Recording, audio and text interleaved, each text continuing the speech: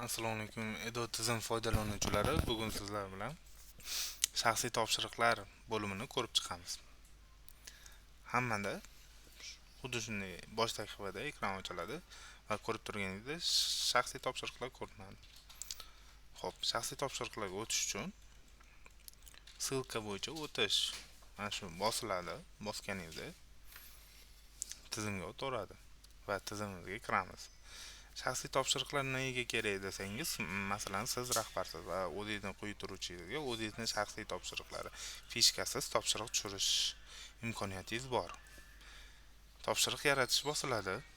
Topshiriq muddatini belgilaysiz. Masalan, menga bir hafta davomida qanaqa ishlar qilinganligini отчетini olish mumkin. Bir haftalik hisobot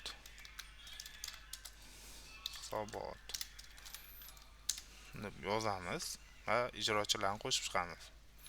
Masalan, aytaylik, o'zingizda ijrochingiz bor, bitta ijrochingiz bor.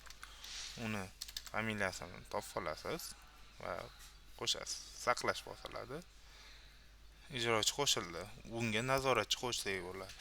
Nazoratchini o'zimizni belgilaymiz.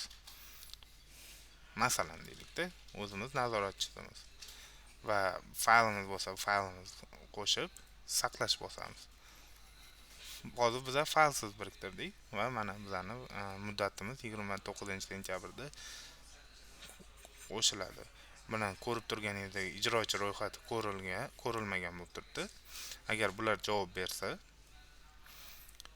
qolgan bo'limlarni ham hozir aytib o'tamiz. Xo'p, bu yerda ijrochi sifatida o'zimizni ham qo'shdik va ko'rib turganingizdek bajarilmoqda bo'limiga o'tamiz. Bu shaxsga nazoratchilar berilgan bo'ladi va bajarish muddati berilgan bo'ladi rahbari tomonidan. Va mana javob matni va faylni hisobotini bajarildi deb yoziladi. Fayl biriktirish qilib hisobotini biriktirib yuboradilar.